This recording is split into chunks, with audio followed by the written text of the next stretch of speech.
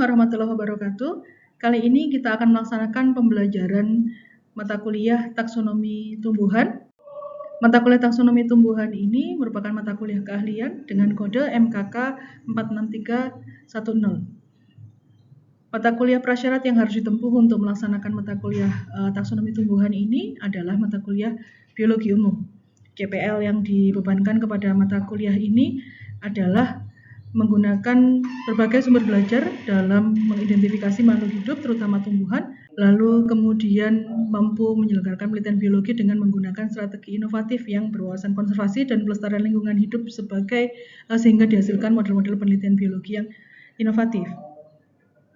Kemudian kemampuan akhir yang direncanakan yang diharapkan didapatkan oleh mahasiswa adalah memahami dan menjelaskan pengertian taksonomi tumbuhan dan ruang lingkupnya, memahami dan menjelaskan cara pemberian nama tumbuhan dengan benar, membaca kunci identifikasi dengan benar, dan mampu membuat contoh kunci identifikasi sederhana, memahami dan menyebutkan sumber bukti taksonomi yang dapat digunakan dalam mengidentifikasi tumbuhan, memahami cara mengkoleksi dan membuat spesimen herbarium tumbuhan, memahami konsep klasifikasi dan dapat mengklasifikasi tumbuhan sesuai dengan tingkatan masing-masing, memahami dan menyebutkan beberapa ciri alge serta mengidentifikasi alge, kemudian memahami dan menyebutkan ciri briovita dan juga mengklasifikasikan briovita, kemudian sampai dengan memahami ciri monocotyledon dan juga dicotyledon. Mata kuliah ini mempelajari tata nama tumbuhan, deskripsi, sumber-sumber bukti, taksonomi tumbuhan, filografi, teknik pembuatan spesimen herbarium, klasifikasi alge, lichen, biofita, pteridophyta, gimnosperme, dikotil, dan monokotil. Lalu bahan kajiannya adalah klasifikasi dan penamaan tumbuhan. Topik bahasan yang akan dibahas dalam mata kuliah ini adalah konsep identifikasi dan klasifikasi tumbuhan sesuai dengan menggunakan kunci determinasi tumbuhan, aturan penamaan, dan pembuatan spesimen herbarium. Pustaka utama dalam tanaman ini yang kita gunakan adalah buku dari Gembong Citrosupomo, taksonomi tumbuhan, kemudian taksonomi tumbuhan spermatophyta, lalu taksonomi umum, dasar-dasar taksonomi tumbuhan, kemudian The Evolution and Classification of Flowering Plants juga merupakan bahan kajian yang akan kita gunakan dalam perkuliahan ini. Yang akan kita lakukan perkuliahan pada pertemuan ini adalah pertemuan kedua, yaitu memahami dan menjelaskan tentang tata nama tumbuhan menggunakan ciri-ciri morfologi dan memasukkannya ke dalam klasifikasi serta memberikan penamaan sesuai tata nama yang berlaku. Berikut ini adalah video pembelajaran taksonomi tumbuhan pertemuan kedua. Assalamualaikum warahmatullahi wabarakatuh. Waalaikumsalam warahmatullahi wabarakatuh. Pada pertemuan kali ini kita akan mempelajari tentang penamaan pada tumbuhan, lalu syarat penamaan pada tumbuhan, dan juga fungsi identifikasi ciri morfologi maupun fisiologi pada penamaan pada tumbuhan. Seperti yang kita pelajari di pertemuan sebelumnya, bahwa taksonomi tumbuhan adalah ilmu yang mempelajari tentang klasifikasi dan juga penamaan pada tumbuhan. Apa gunanya penamaan pada tumbuhan? Apa gunanya? Monggo, masuk. Apa gunanya klasifikasi dalam tumbuhan? Apa gunanya penamaan dalam tumbuhan? Apa gunanya dalam kehidupan sehari-hari? Itu adalah pertanyaan yang tidak hanya berguna dalam pembelajaran kita di kampus pada saat ini, tetapi juga akan berguna pada kehidupan sehari-hari di masa mendatang. Jadi kembali lagi, bahwa taksonomi tumbuhan adalah ilmu yang mempelajari tentang klasifikasi. Klasifikasi dalam tumbuhan, kita sudah mempelajari sekilas pada mata kuliah biologi umum, dan juga kita mempelajari sekilas pada mata kuliah vertebrata dan avertebrata, bahwa di dalam sistem makhluk hidup ini perlu adanya klasifikasi, mulai dari tingkat tertinggi, kalau pada tumbuhan adalah divisi, sampai tingkat terendah, yaitu spesies. Jadi pada tumbuhan, tingkat tertingginya adalah divisi, kemudian kelas, ordo, familia, genus, dan spesies. dalam mengklasifikasikan tumbuhan ada beberapa kriteria yang bisa kita laksanakan, yang bisa kita lakukan. Yang pertama adalah mengidentifikasi ciri-ciri morfologinya. Ciri-ciri morfologi yang dimiliki oleh tumbuhan ini akan menentukan dia akan masuk ke dalam kelas mana, ke dalam tingkatan mana, lalu yang kemudian akan mengarah pada nama yang dia miliki. Pada kali ini Bu Fitri akan mempelajari, kita akan belajar bersama-sama tentang ciri morfologi tumbuhan yang paling gampang teramati. Ya, jadi ketika kita datang ke suatu daerah yang apakah itu kawasan hutan buatan ataukah kawasan hutan alami, dan kemudian dosennya memberi tugas untuk ayo kita mengidentifikasi tumbuhan. Yang paling gampang teramati dari tumbuhan adalah daun. Ya, daun ini merupakan salah satu ciri morfologi yang dipakai sebagai dasar klasifikasi. Karena dari bentuk daun, pertulangan daun, tekstur, warna, dan ciri morfologi lain yang dimiliki ini yang nantinya akan menempatkan daun ini pada posisi kelas ordo yang berbeda.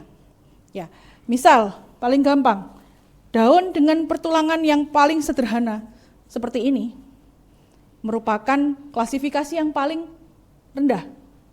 Jadi Gramineae, pandan itu yang paling rendah karena dia pasti strukturnya lebih sederhana dibandingkan dengan tumbuhan yang memiliki pertulangan mendaun, pertulangan daun yang menyirip seperti ini dan batang yang seperti ini. Ini pasti struktur tumbuhannya, struktur fisik tumbuhannya akan lebih kompleks daripada tumbuhan yang strukturnya seperti ini. Ya.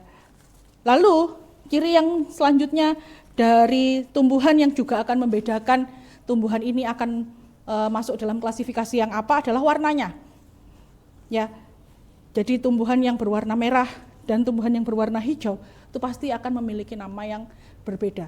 Bahkan pada tumbuhan yang sama tetapi warna daunnya berbeda, maka bisa dipastikan dia akan memiliki nama yang berbeda atau setidaknya varian yang berbeda. Jadi misalnya spesiesnya sama nih, tetapi di belakangnya ada VAR apa gitu. Biasanya jika memang dia semua ciri-ciri taksonominya, semua ciri-ciri morfologinya ini mengarah pada spesies yang sama tetapi warna daunnya berbeda, maka disebutkan dengan nama spesies yang sama, hanya disebutkan varian berbeda, disebutkan var apa, seperti itu.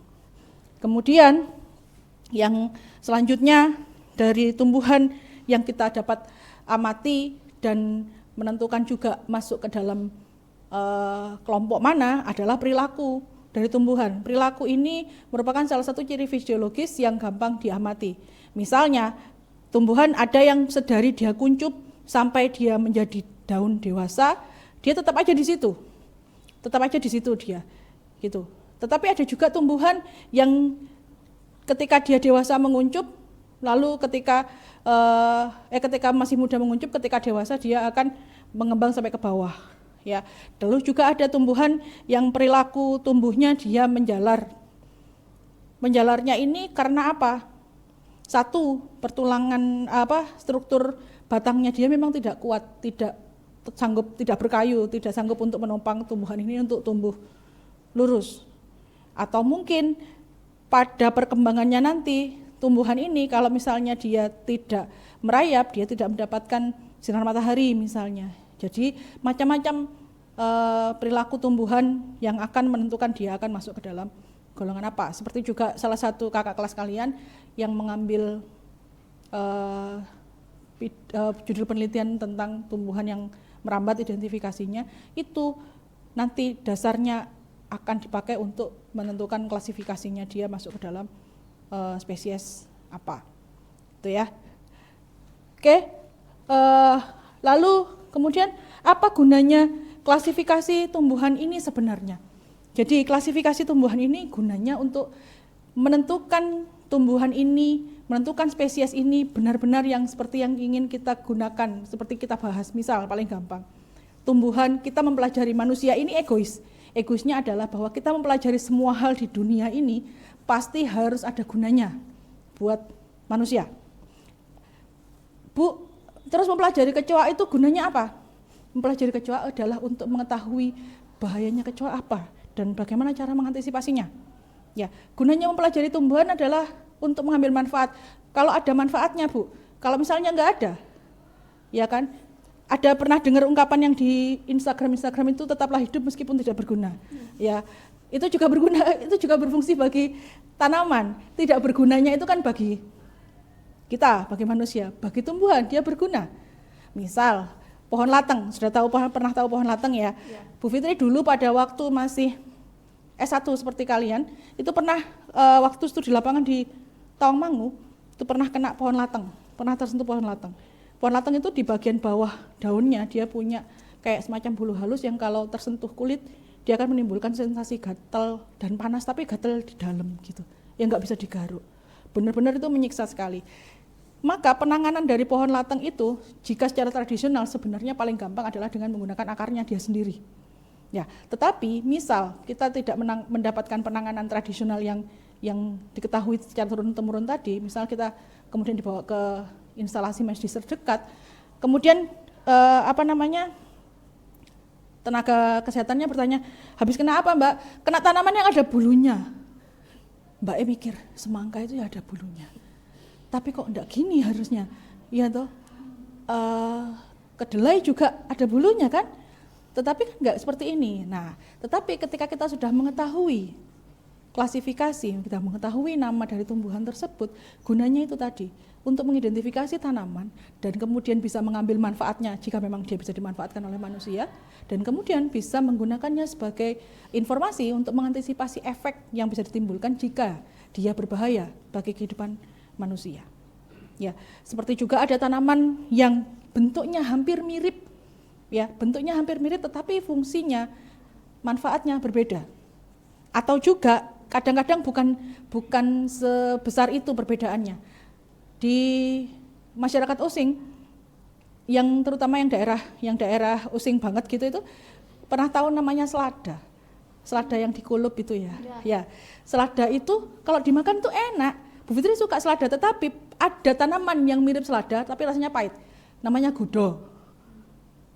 Ya, kalau orang Songgon, orang Rogo Jambi kayaknya tahu. Jadi ada gundo, namanya gundo. Ya, namanya gundo. Itu persis sekali sama selada. Tapi ketika dimakan, rasanya pahit. Nah, itulah pentingnya bagi kalian untuk mempelajari, perbedaannya selada sama gundo ini, supaya kalian nggak salah. Mungkin itu, apa sih bedanya, orang cuma beda rasa, yang satunya pahit, yang satunya nggak pahit. Betul, tetapi pada beberapa orang yang sangat sensitif terhadap rasa pahit itu akan signifikan gitu, akan membuat dia kemudian besok-besok dia lihat selada sudah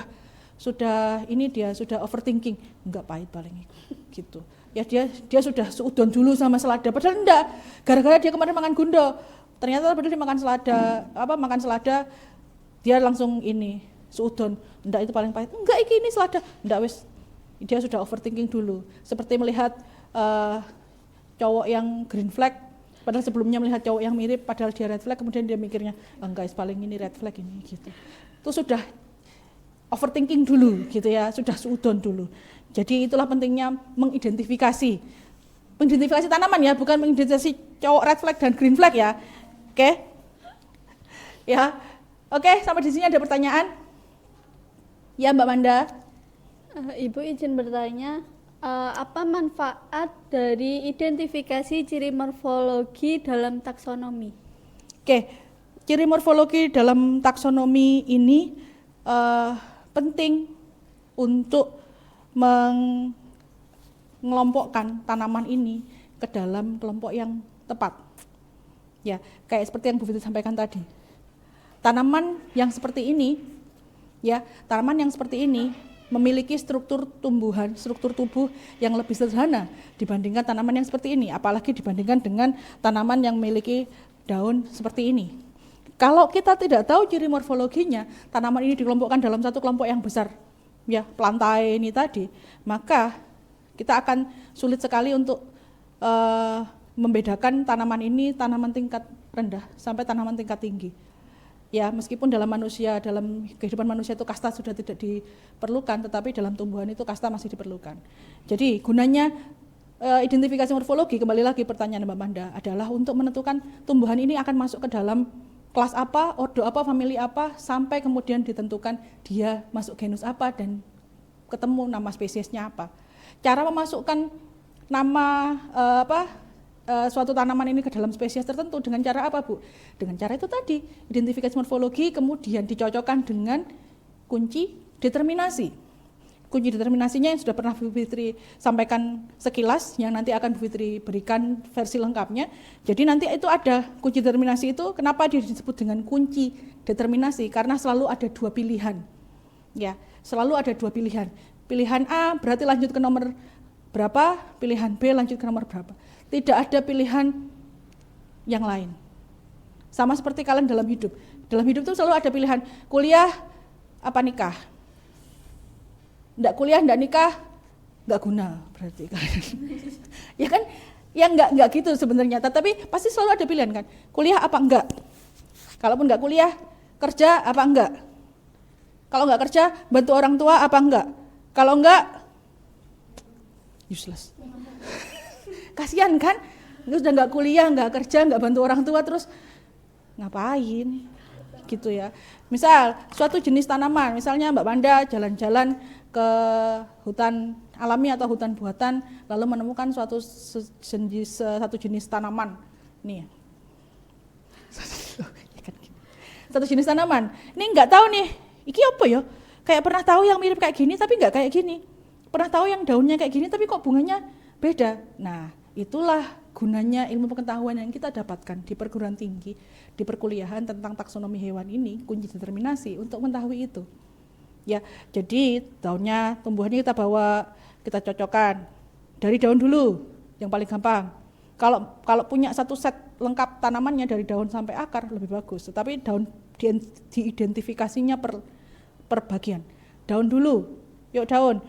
Daun bertulang sejajar dengan ujung runcing. Oh iya. Lanjut ke nomor 4, lanjut nomor 4. Nanti ya. Warna daun hijau tua dan bagian bawah daun hijau muda. Oh iya. Lanjut ke nomor 9 misalnya seperti itu. Sampai nanti ketemu dan semua ciri-ciri yang dari awal tadi, daun bertulang menjajar, itu kemudian ketika disusun akan membentuk deskripsi. Ya kan? Akan membentuk deskripsi. Misal daun berbentuk sejajar dengan ujung runcing. Oh enggak. Lanjut ke nomor 6. Daun bertulang menyirip. Oh enggak. Daun bertulang menjadi, oh iya. Lanjut. Seperti itu. Nanti sampai ketemu dengan ciri-ciri yang paling spesifik yang tidak dimiliki oleh ciri-ciri sebelumnya. Disitulah kita akan ketemu dengan nama dari tanaman itu tadi. Gitu. Bisa dipahami Mbak Anda? Oke. Selanjutnya, oke Mas Munir. Izin bertanya Bu, apa perbedaan tingkat takson pada klasifikasi tumbuhan dan klasifikasi hewan, Bu? Perbedaan klasifikasi tumbuhan dan hewan itu sebenarnya hanya ada pada level tertingginya. Ya, kalau pada tumbuhan itu divisio, kalau pada hewan itu filum.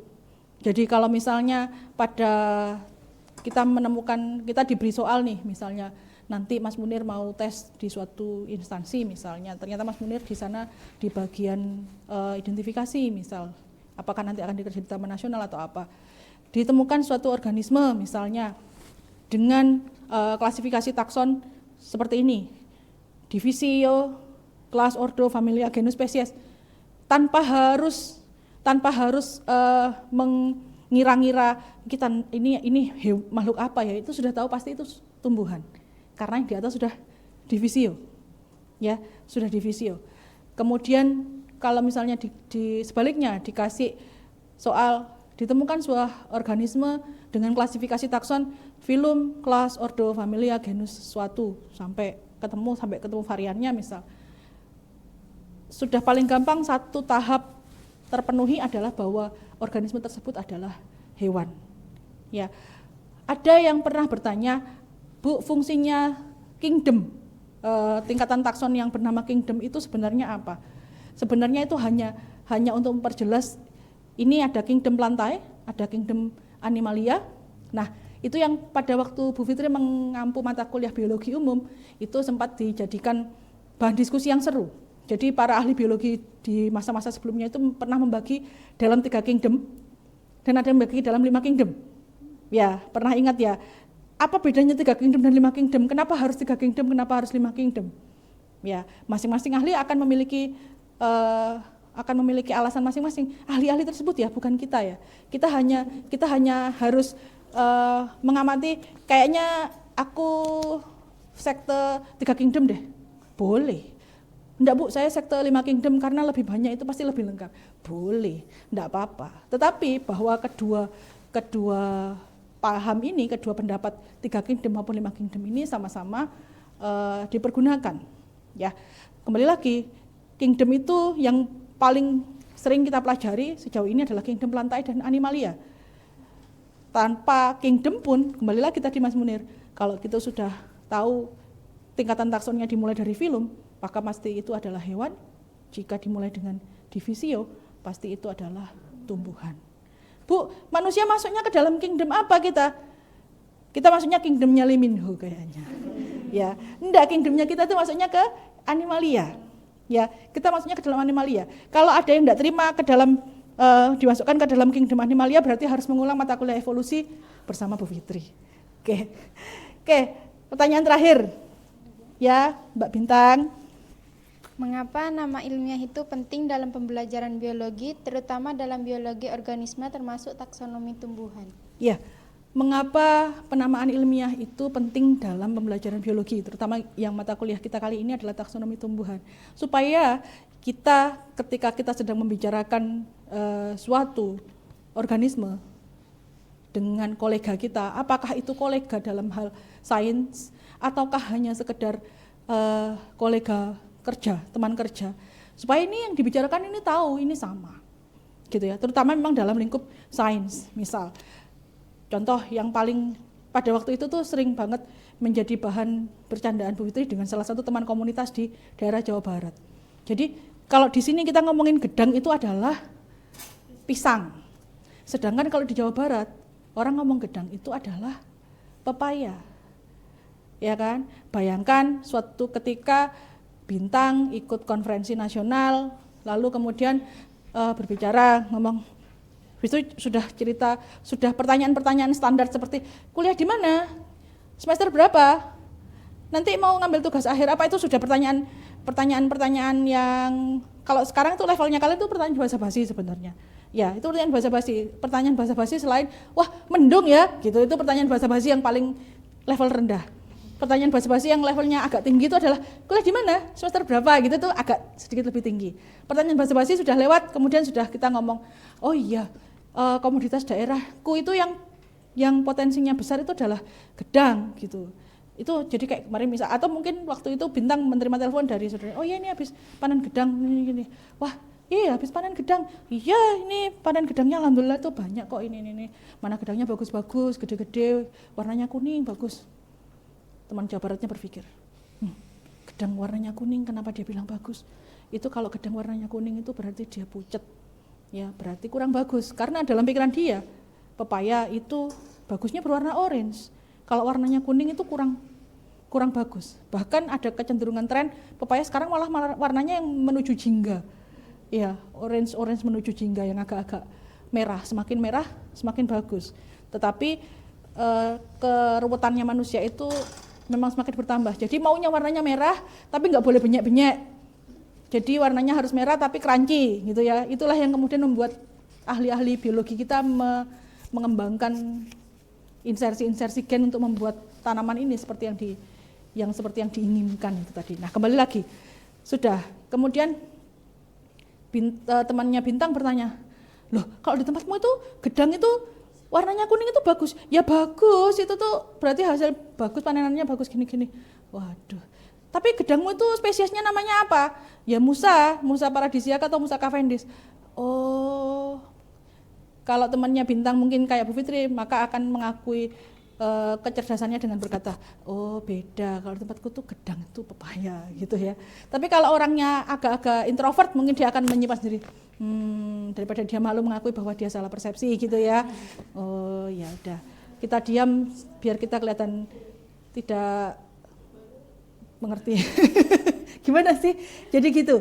Jadi gunanya penggunaan nama ilmiah yang sama, yang seragam itu penggunaan nama ilmiah itu adalah supaya untuk menyeragamkan penyebutan satu jenis spesies di seluruh penjuru dunia. Oke, demikian pertemuan kali ini. Untuk pertemuan yang akan datang kita akan belajar membuat herbarium. Untuk itu mempersiapkan bahan-bahan yang diperlukan, terutama adalah tanaman, ya, tanaman yang lengkap dari daun sampai dengan akar. Maka harus dipilih tanaman yang ukurannya pocket size, ya, ukurannya yang cukup masuk akal untuk dibuat herbarium, ya. Jangan nanti Mas Rido berpikir untuk membuat herbarium tanaman bakau, jangan ya Mas. Ojo Mas, kegedean Mas, tidak kuat nanti figurannya tuh lebar sekali gitu ya. Gitu. Jadi Mas Pinan juga kalau misalnya mau bikin herbarium pakai tanaman cipluan aja nggak apa-apa Mas Pinan ya. Jangan tanaman pisang, jangan ya Mas. Nanti bapaknya nyariin tanaman pisangnya kok dibawa sama Mas Pinan. Gitu ya. Jadi itu pentingnya tanaman herbarium itu untuk apa Bu? Untuk pembelajaran bahwa kita dalam biologi ini bukan hanya mempelajari apa yang kita pelajari saat ini, tapi juga mitigasi apa yang akan terjadi di masa datang. Bahwa mungkin di beberapa tahun mendatang, adik-adik kalian, anak-anak kalian mungkin tidak akan cukup beruntung untuk lihat tanaman cipluan secara langsung. Ya, tetapi kalau kita punya herbariumnya, oh ini dulu zamannya ibu saya masih remaja, ada tanaman yang namanya cipluan ini loh. Ya, kalau mungkin pada saat zaman nanti Mbak Bintang sudah punya anak dan anaknya sudah kuliah, mungkin cipluan itu sudah masuk ke dalam tanaman langka yang termasuk di daftar tanaman langka yang per buahnya nanti mahal sekali gitu. Tetapi kalau kita sudah punya herbariumnya, dan lebih bagus lagi kalau kita punya plasma nutfahnya supaya bisa nanti dikembangkan. Ya, sebenarnya modifikasi mutasi pada tanaman itu membahayakannya adalah membahayakan plasma nutfah, tetapi itu juga bisa kita mitigasi, kita antisipasi supaya kita punya sumber-sumber genetis alaminya itu untuk dikembangkan ketika yang mutasi ini tadi sudah mulai membuat ulah. Ya, misalnya nanti semangkatan 4 biji, terus ada masanya nanti semangkatan 4 biji itu akan membuat ulah. Membuat ulahnya gimana Bu? Akan menghasilkan tanaman yang lebih keropos misalnya. Pernah tahu nggak tanaman semangka yang dalamnya itu putih, banyak putihnya kayak gitu. Itu adalah kegagalan dari sistem itu. Tidak banyak mungkin, tetapi kan semakin lama itu pasti akan ada kerusakan pada mutasi itu tadi. Oke, terima kasih. Sekali lagi dipersiapkan untuk kegiatan bersenang-senang di pertemuan yang akan datang, membuat herbarium. Semoga apa yang kita pelajari hari ini memberikan manfaat bagi kita semua. Assalamualaikum warahmatullahi wabarakatuh.